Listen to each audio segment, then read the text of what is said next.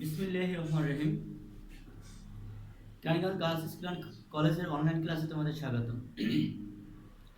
প্রিয় নবম ও দশম শ্রেণীর শিক্ষার্থী, তোমরা সবাই ভালো আছো, সুস্থ আছো, নিরাপদে আছো। আজকে আমি তোমাদের ভূগোল ও পরিবেশ বিষয়ের পঞ্চম অধ্যায়ের, সেদিন আমি পার্ট 3-4 পড়েছিলাম, আজকে পার্ট 5-6 নিয়ে আলোচনা করি। পার্ট 6, 5-6 না, শুধু 6, 5 পানি চক্র।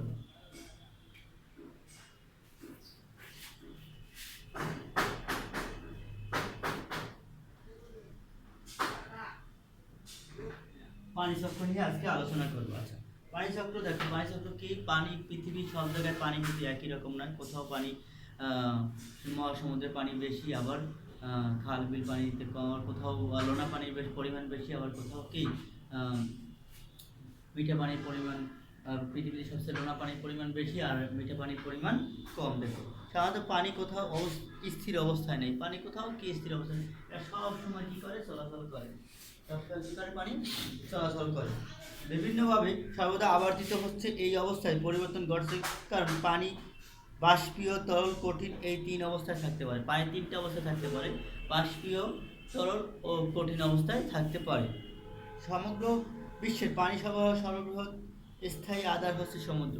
সর্ববৃহৎ এবং স্থায়ী, পৃথিবীতে পানি সরবরাহ সর্ববৃহৎ স্থায়ী আধার হচ্ছে কি? সমুদ্র। বাষ্পীভবনের মাধ্যমে সমুদ্রের পানি উত্তপ্ত হালকা হয়ে বাষ্পাকারে উপরে ওঠে এবং সুবিশাল বায়ুমণ্ডলে মিশে যায়। বাষ্পীভবন প্রক্রিয়ায় সূর্যের তাপে পানি বাষ্পীভবন হয়ে বিভিন্ন প্রক্রিয়ার মাধ্যমে পানি কি হয়? উপরে উঠে যায় এবং বায়ুমণ্ডলের সাথে মিশে যায়। এছাড়া ভূপৃষ্ঠে বিভিন্ন প্রকার উদ্ভিদ থেকে প্রশোধনের মাধ্যমে জলীয় অংশ বায়ুমণ্ডলে সম্পৃক্ত হয়। জলীয় বাষ্পপূর্ণ বায়ু শীতল ঘনীভূত হয়, মেঘ, বৃষ্টি, শিশির, কুয়াশা, তুষার, বরফ প্রভৃতি পরিণত হয় মধ্যাকর্ষণ শক্তির টানে ভূপৃষ্ঠে পতিত হয়। বিভিন্ন উপায়ে ভূপৃষ্ঠে পতিত পানি আবার কিছু অংশ বাষ্পীভবনের মাধ্যমে পুনরায় বায়ুমণ্ডলে ফিরে যায়।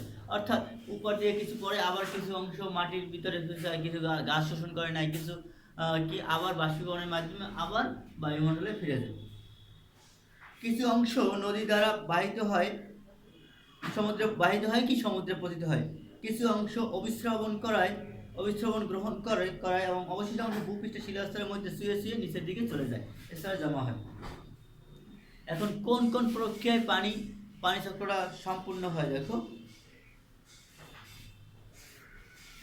এক নম্বর হচ্ছে বাষ্পীভবন।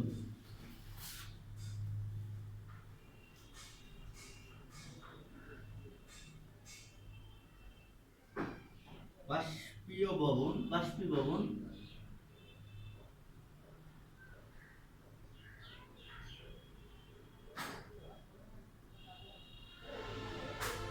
এখন দেখো, বাষ্পীভবনটা কি?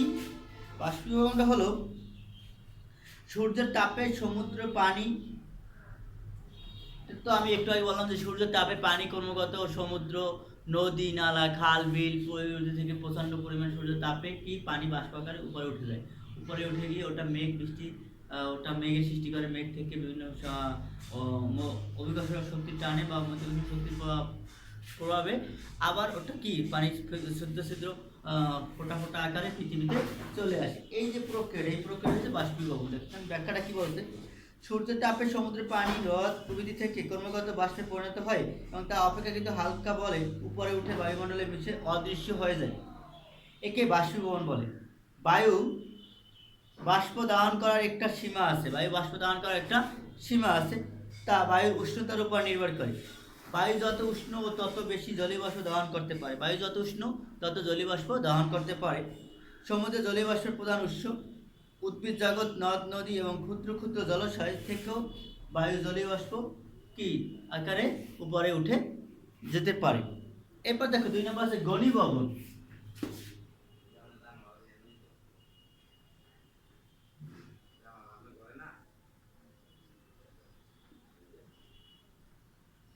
ঘনীভবনটা কি?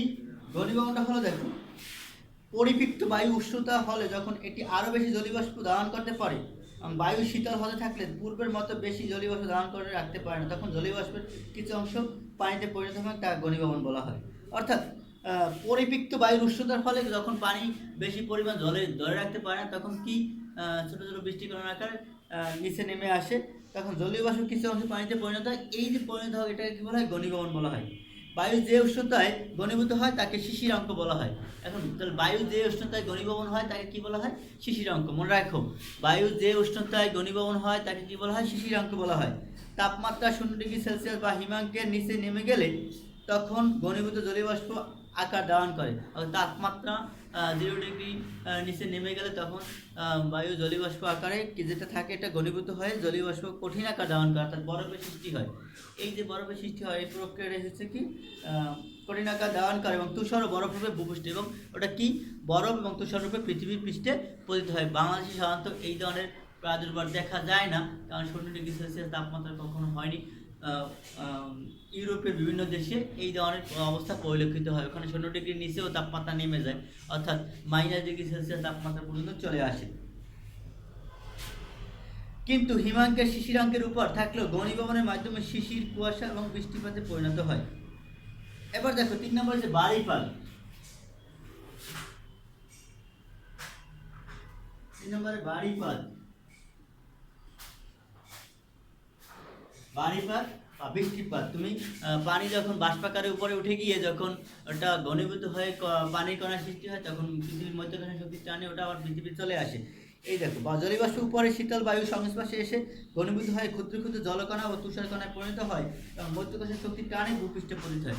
অর্থাৎ জলীয় বাষ্প বিভিন্ন সূর্যের কিরণের ফলে পানি বাষ্পাকারে উপরে উঠে গিয়ে ওখানে ঘনীভূত হয়ে ক্ষুদ্র ক্ষুদ্র জলকণা সৃষ্টি করে। এই জলকণার সৃষ্টি এইগুলো বড় কণার সৃষ্টি হয়, এগুলো পৃথিবীর মধ্যকাশের শক্তির ফলে মধ্যকাশের শক্তির টানে এটা আবার পৃথিবীতে চলে আসে। এই যে চলে আসাটাকে কি বলা হয়? এই চলে আসাটাকে বাড়িপাত বলা হয়। এসব সকল প্রকার বাড়িপাত এই জলীয় বাষ্পের উপর নির্ভরশীল। প্রকৃতি অনুযায়ী বাড়িপাত বিভিন্ন শ্রেণীতে বিভক্ত করা হয়, যেমন তুষার, তুহিন, বৃষ্টিপাত ইত্যাদি। প্রকৃতি অনুযায়ী বিভিন্নভাবে ভাগ করা হয়, তুষার, তুহিন, বৃষ্টিপাত ইত্যাদি। এবার দেখো কুয়াশা। কখনো বায়ুমণ্ডলে ভাসমান ধূলিকণাকে আশ্রয় করে জলীয় বাষ্প রাত্রিবেলা অল্প ঘনীভূত হয়ে দোয়ার আকারে ভূপৃষ্ঠে কিছু উপরে ভাসতে থাকে। একে কি বলা হয়? একে কুয়াশা বলে।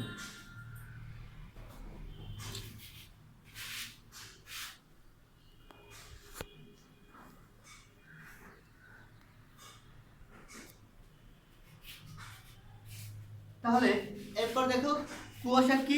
কখনো কখনো বায়ুমণ্ডলে ভাসমান ধূলিকণাকে আশ্রয় করে জলীয় বাষ্প রাত্রিবেলা অল্প ঘনীভূত হয়ে ভূপৃষ্ঠে কিছু উপরে ভাসতে থাকে, একে কি বলা হয়? কুয়াশা বলে। এরপর দেখো 4 নম্বর হচ্ছে পানি প্রবাহ।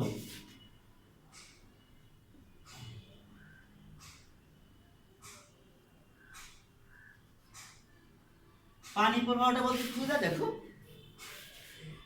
বাড়িপাতের মাধ্যমে ভূপৃষ্ঠে আগত ভূপৃষ্ঠ পানিরূপে নদী, হ্রদ পতিত হয়। অর্থাৎ পানি প্রবাহ হচ্ছে কি? ভূপৃষ্ঠ থেকে তোমার যে পানিটা বৃষ্টির রূপে পৃথিবীতে চলে আসে, এটা বিভিন্ন হ্রদ, নদী, খাল, বিল এখানে জমাটবদ্ধ হয়। খাল, বিলের মাধ্যমে কি হয়?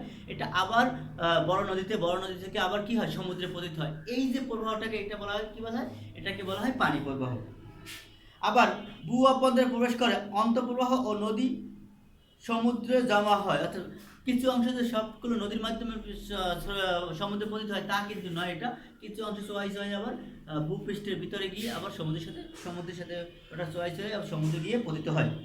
কিছু অংশ ভূগর্ভে জমা হয়। পানি প্রবাহকে আবার কতগুলো ভাগে ভাগ করা? পানি প্রবাহকে আবার কয়টি ভাগে ভাগ করা হয়? দেখো, পৃষ্ঠ প্রবাহ, পানি প্রবাহ কয়টি ভাগে ভাগ করা হয়? 1 নম্বর দেখো, পৃষ্ঠ প্রবাহ।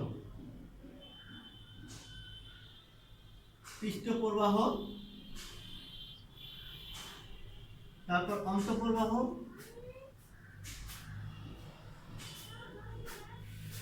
তারপর হচ্ছে চুয়ানো, তারপর হচ্ছে পরিস্রাবন।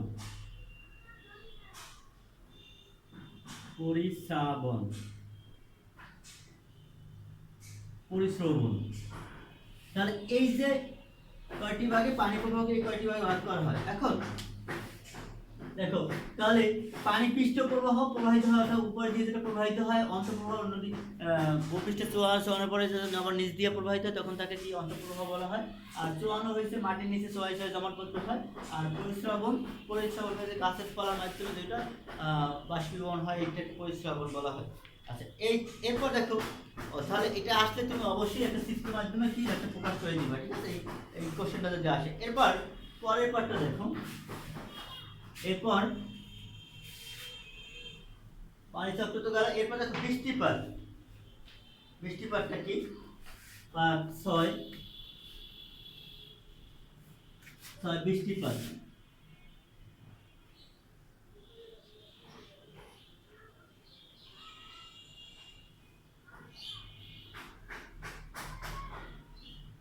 এখন বৃষ্টিপাতের সংজ্ঞাটা কি?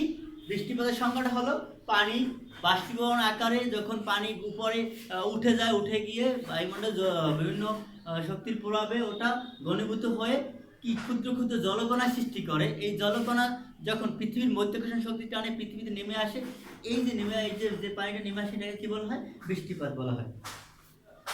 এখানে সংখ্যাটা কি এরকম দেখো, সংখ্যাটা কি? স্বাভাবিকভাবে ভাসমান মেঘ ঘনীভূত হয় পানির ফোঁটা ফোঁটা আকারে মধ্যাকর্ষণ শক্তির টানে ভূপৃষ্ঠে পতিত হলে তখন তাকে বৃষ্টিপাত বলে।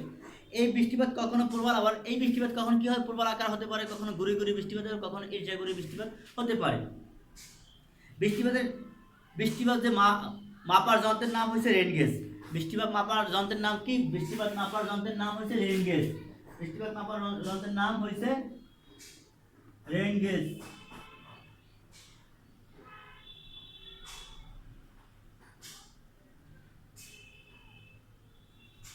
রেন গেজ অর্থাৎ বৃষ্টিপাত বৃষ্টি যদি কোশ্চেন আসে বৃষ্টিপাত মাপার পরিমাপের যন্ত্রের নাম কি? Rain gauge. এখন দেখো বৃষ্টিপাতের সংজ্ঞা বা কারণ। বৃষ্টিপাতের সংজ্ঞা বললাম, বৃষ্টিপাতের কারণ কি কি কারণে বৃষ্টিপাত হয়ে থাকে দেখো। বৃষ্টিপাত সাধারণত সূর্যের উত্তাপে সৃষ্ট জলীয় বাষ্প উপরে বায়ু সংশ্লেষে সহজে তা পরিপৃক্ত হয়। পরে ওই পরিবৃক্ত বায়ু অতি ক্ষুদ্র জলকণায় পরিণত হয়, বায়ুমণ্ডলের জলীকণাকে আশ্রয় করে জমাট বেঁধে মেঘের আকার ধারণ করে। অর্থাৎ উপরে গিয়ে জলীয়বাষ্প হয়ে জলীকণায় পরিণত হয়, বায়ুমণ্ডল সংশ্লেষে এটি সহজে পরিপৃক্ত হয় এবং মেঘের আকার ধারণ করে। এবং এটা কি বৃষ্টিকণায় ছোট ছোট পানি কণা সৃষ্টি হয়। এই পানি কণা সৃষ্টি হওয়ার ফলে পৃথিবীর মধ্যকর্ষণ শক্তির ফলে আবার পৃথিবীতে নেমে আসে। দেখো তাহলে বৃষ্টিপাতের কারণ হচ্ছে মাত্র 3টি। বৃষ্টিপাতের কারণ কয়টি? বৃষ্টিপাতের কারণ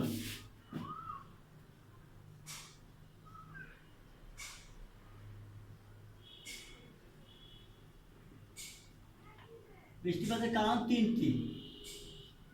কি কি? নাম্বার 1 যেমন নাম্বার 1 কি হচ্ছে? বাতাসে জলীয় বাষ্পের উপস্থিতি। বাতাসে জলীয় বাষ্পের উপস্থিতি।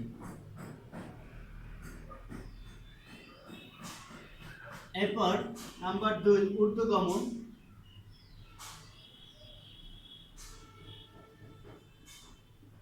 নাম্বার 3 বায়ুমণ্ডলের উষ্ণতা হ্রাস পাওয়া।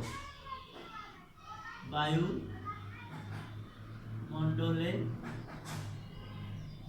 উষ্ণতা হ্রাস, বায়ুমণ্ডলের উষ্ণতা, এই 3টে কারণে সাধারণত কি হয়? বৃষ্টিপাত হয়ে থাকে। কি? বাতাসে জলীয় বাষ্পের উপস্থিতি, অর্থাৎ বাতাসে বেশি পরিমাণ জলীয় বাষ্প থাকলে এটা ঘনীভূত হয়, কি হয়?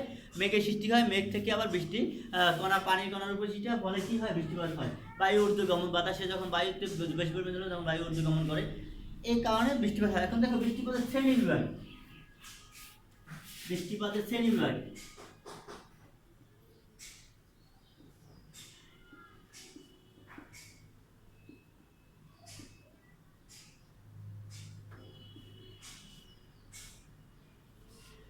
বৃষ্টিপাতকে সাধারণত কয়েকটি শ্রেণীতে ভাগ করা হয়, 4টি শ্রেণীতে ভাগ করা হয়। যেমন পরিচলন বৃষ্টি, সলক্ষেপ বৃষ্টি, বায়ু প্রাসঙ্গিক বৃষ্টি, ঘূর্ণি বৃষ্টি। 4 প্রকার। কয় প্রকার? বৃষ্টিপাত 4 প্রকার। যথা 1 নম্বরে পরিচলন বৃষ্টি। পরিচালন বৃষ্টি। 2 নম্বরে শৈলক্ষেপ বৃষ্টি। শৈলক্ষেপ বৃষ্টি।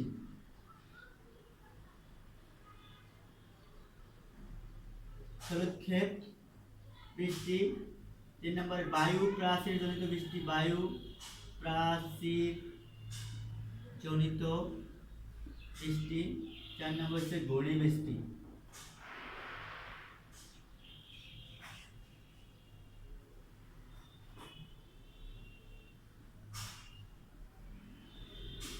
এই বৃষ্টিপাতকে কয় ভাগে ভাগ করা? 4 ভাগে। পরিচালন বৃষ্টিপাত। পরিচালন বৃষ্টিপাত দেখো সাধারণত কোথায় হয়? পরিচালন বৃষ্টিপাত সাধারণত হয় নিরক্ষীয় অঞ্চলের আশেপাশে, 5টি নিরক্ষীয় অঞ্চলের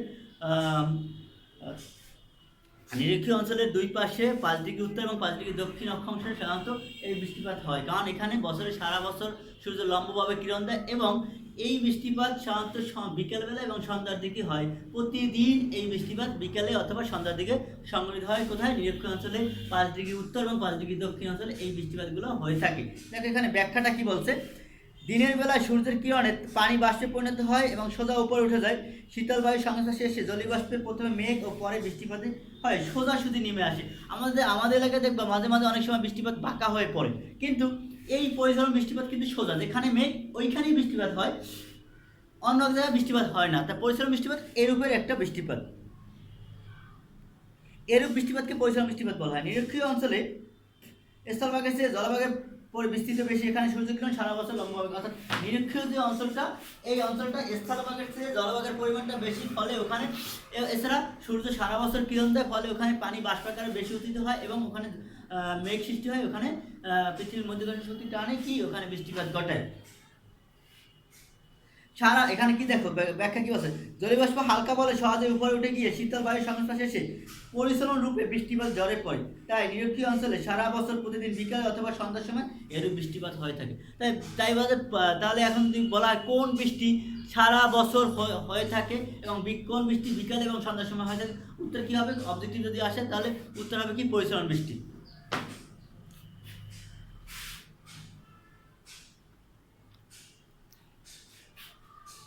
এরপর তাহলে এখানে একটা চিত্র আছে, তুমি চিত্র অঙ্কন করবে। দেখো তার পরিচালন বৃষ্টি, মনে করো এখানে মেঘ আছে,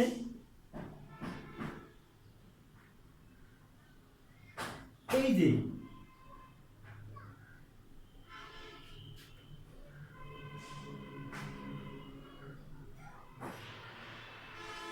এখন বায়ু ঊর্ধ্বগমন, বায়ু ঊর্ধ্বগমন,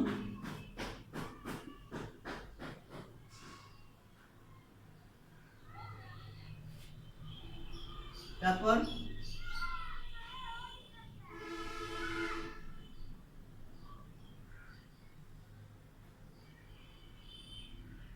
এখন এই যে বৃষ্টিপাতগুলো হয়, এই বৃষ্টিপাতকে হয়েছে পরিচালন বৃষ্টি। পরিচালন বৃষ্টি। এর প্রত্যেকটা একটা চিত্র আছে, তোমার চিত্রটা দেখে আর একটু ভালো করে করে নেবে, ঠিক আছে? এরপর দেখো 2 নম্বর কি? শৈলক্ষেপ বৃষ্টি। শৈলক্ষেপ বৃষ্টি বলতে কি বোঝায়? এখন দেখো পরিচালন বৃষ্টিপাতের তোমার বৈশিষ্ট্যগুলো কি কি? পরিচালন বৃষ্টিপাতের বৈশিষ্ট্যগুলো কি কি দেখো। প্রচণ্ড সূর্যকিরণ ভূপৃষ্ঠ দ্রুত উত্তপ্ত হয়, উপরে উঠে যায়। ভূপৃষ্ঠের উপর বায়ু উষ্ণ এবং হালকা হয়, উপরে উঠে গিয়ে পরিচালন বৃষ্টিপাত সংঘটিত হয়ে থাকে। ঘনীভবনের ফলে উপরে মেঘ উপরের দিকে বহুদূর পর্যন্ত বিস্তৃত হয়ে পড়ে এবং বিভিন্ন এলাকায় বৃষ্টিপাত ঘটাই থাকে। এরপর দেখো 2 নম্বর শৈলক্ষেপ বৃষ্টি। শৈলক্ষেপ বৃষ্টিপাতটি কি? জলীয়বাষ্প বায়ু স্থলভাগের চেয়ে উপর দিয়ে প্রবাহিত হওয়ার সময় যদি গমন পথে কোনো উঁচু পর্বত, অর্থাৎ তুমি যে বায়ুতে জলীয়বাষ্প বায়ু আছে, এই বায়ুটা চলার পথে স্থলভাগের উপর দিয়ে যখন চলে, তখন এই চলার পথে যদি কোনো পাহাড় পর্বত বাধাপ্রাপ্ত হয়, এই বাধাপ্রাপ্ত হওয়ার ফলে সেখানে যে অঞ্চলে বাধাপ্রাপ্ত হয়, মনে করো এখানে পাহাড়, এই যে পাহাড়, এখান দিয়ে বায়ুটা প্রবাহিত হচ্ছে, বায়ুটা প্রবাহিত হওয়ার ফলে এখানে বাধাপ্রাপ্ত হয়। এই যে বাধাপ্রাপ্ত হওয়ার ফলে এখানে মেঘ সৃষ্টি করে, এই মেঘ সৃষ্টি করে এইখানে যে বৃষ্টিপাতটা হয়, এই যে বৃষ্টিপাতটার নাম হয়েছে কি? শৈলক্ষেপ বৃষ্টিপাত। দেখো উপরে উঠে যায় এবং তখন জলীয়বাষ্প বায়ু ক্রমশ প্রসারিত এবং পর্বতের উঁচু পর্বতের অংশে শীতল ঘনীভূত হয়, পর্বতের প্রতিবার ডালে বৃষ্টিপাত ঘটায়। এরূপ বৃষ্টিপাতকে শৈলক্ষেপ বৃষ্টিপাত বলা হয়। এরূপ বৃষ্টিপাতকে কি বলা হয়? শৈলক্ষেপ বৃষ্টিপাত বলা হয়। আর ঠিক এটাকে বলা হয় প্রতিবার ডাল। আর ঠিক তার বিপরীত পাশে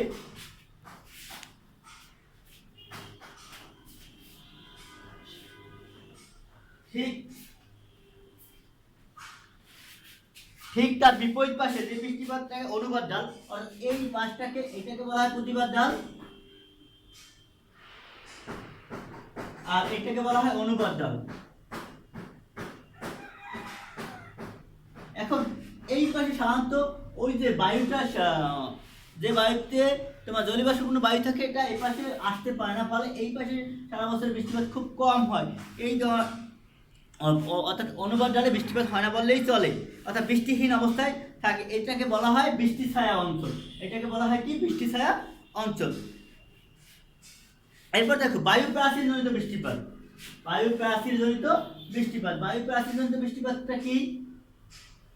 বায়ু প্রাচীর অর্থাৎ বায়ুতে বাধাপ্রাপ্ত। দেখো এখানে কি বলছে যে বায়ু মুখোমুখি উপস্থিত শীতল এবং উষ্ণ বায়ু, অর্থাৎ উষ্ণ এবং শীতল বায়ু যখন মুখোমুখি অবস্থা সৃষ্টি হয়, তখন মুখোমুখি উপস্থিত হয়, তখন উষ্ণ বায়ু এবং শীতল বায়ু একে অপরের সঙ্গে মিশে না গিয়ে তাদের মধ্যবর্তী এলাকায় অদৃশ্য বায়ু প্রাচীর সৃষ্টি করে। অর্থাৎ তুমি দেখো যদি বায়ুটা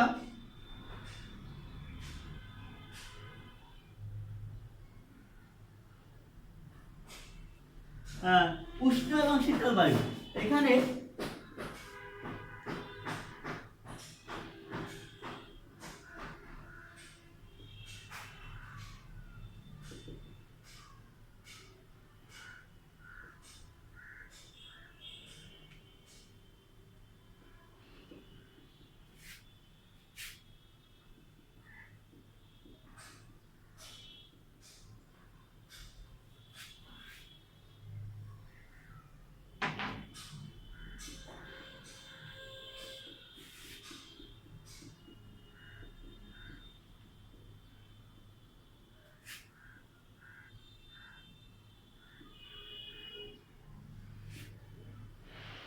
উষ্ণ ও আর্দ্র বায়ু,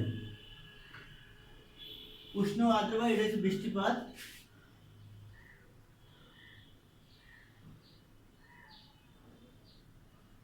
আর এইখান থেকে শীতল, শীতল স্রোত, শীতল বায়ু, শীতল ও শুষ্ক বায়ু, শুষ্ক বায়ু। দেখো এই উষ্ণ এবং বায়ু প্রাচীর যদি বৃষ্টি যখন উষ্ণ এবং শীতল বায়ু যখন সামনাসামনি এসে বাধাপ্রাপ্ত হবে, বাধাপ্রাপ্ত হয়, ওখানে কি একটা শীতল স্রোত এবং উষ্ণ স্রোত, শীতল বায়ু এবং উষ্ণ বায়ু যখন এক না মিশে ওখানে একটা এই যে মিলনের স্থলে একটা অদৃশ্য বায়ু প্রবাহ সৃষ্টি করা হয়। এই বায়ু প্রবাহ ফলে ওখানে জলীয়বাষ্পপূর্ণ বায়ুটা কি বায়ু প্রাচীর সৃষ্টি করে, বায়ু শীতল বায়ুর সঙ্গে উষ্ণ বায়ুর তাপমাত্রা হ্রাস পায়, ফলে শিশিরাঙ্কের সৃষ্টি হয়, ফলে ওইখানে শিশিরাঙ্কের সৃষ্টি হয়, ফলে ওটা পৃথিবীর মধ্যে পৃথিবী নেমে আসে। এই যে ধরনের বৃষ্টিপাত, এই ধরনের বৃষ্টিপাতকে কি বলে? বায়ু প্রাচীর জনিত বৃষ্টিপাত বলে। এ প্রকার বৃষ্টিপাত নাতিশীতোষ্ণ অঞ্চলে দেখা যায়।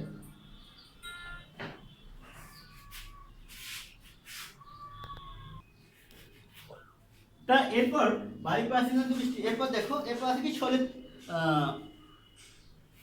এরপর আছে তোমার ঘূর্ণি বৃষ্টি। ঘূর্ণি বৃষ্টি বলতে কি বোঝায়? দেখো কোনো অঞ্চলে বায়ুমণ্ডল নিম্নচাপ কেন্দ্রের দিকে কেন্দ্রের সৃষ্টি হলে স্থলভাগের উপর দিয়ে জলীয়বাষ্পপূর্ণ উষ্ণ এবং স্থলভাগের উপর থেকে শুষ্ণ বায়ু, শুষ্ক শীতল বায়ু একই নিম্নচাপের কেন্দ্রের দিকে অনুভূতভাবে কী হয়? অনুভূমিকভাবে ছুটে আসে। শীতল বায়ু বাড়ি বলে উষ্ণ বায়ুর উপর দিয়ে ধীরে ধীরে উঠতে থাকে।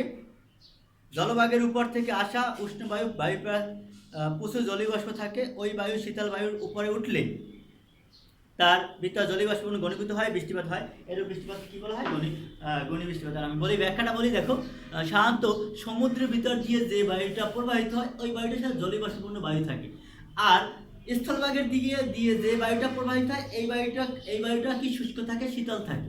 এখন স্থলভাগের দিয়ে উপর দিয়ে প্রবাহিত হওয়ার ফলে এই বায়ুটা শীতল এবং শুষ্ক থাকে, এবং সমুদ্রের ভিতর দিয়ে প্রবাহিত হওয়ার ফলে যে বায়ুটা আসে ওটা হচ্ছে উষ্ণ এবং শুষ্ক থাকে। ফলে ওইখানে ওই বায়ুটা উপরে উঠে গিয়ে জলীয়বাষ্পপূর্ণ বায়ুটা উপরে উঠে গিয়ে ওটার সাথে কি জলীয়বাষ্পপূর্ণ বায়ু ঘনীভূত হয়ে বৃষ্টিপাত ঘটায়। এইরকম যে বৃষ্টিপাত হয়, এইরকম বৃষ্টিপাতকে কী বলা হয়? ঘূর্ণি বৃষ্টিপাত বলা হয়। তাহলে এখন দেখো এই বৃষ্টিপাত সাধারণত দীর্ঘস্থায়ী হয়ে থাকে। মধ্য ইউরোপে বিভিন্ন দেশে শীতকালে এরূপ বৃষ্টিপাত হতে দেখা যায়। তাহলে আমি দেখো আজকে তোমাদের কি পড়ালাম, পানি চক্র এবং বৃষ্টিপাত। এই দুইটা থেকে কি কি কোশ্চেন তোমাদের থাকতে পারে তোমরা খাতায় লিখে রাখো।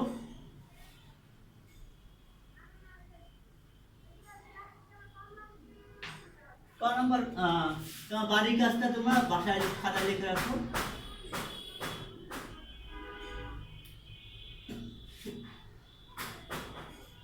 পানি চক্র কাকে বলে?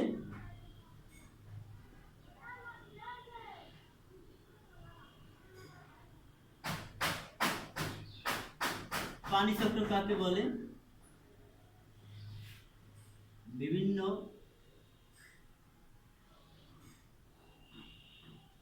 পানি চক্র কাকে বলে?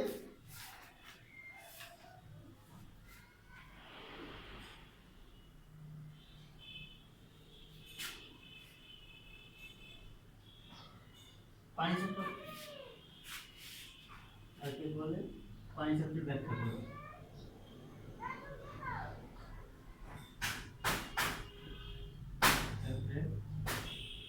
ব্যাখ্যা করো। এরপর নাম্বার 2,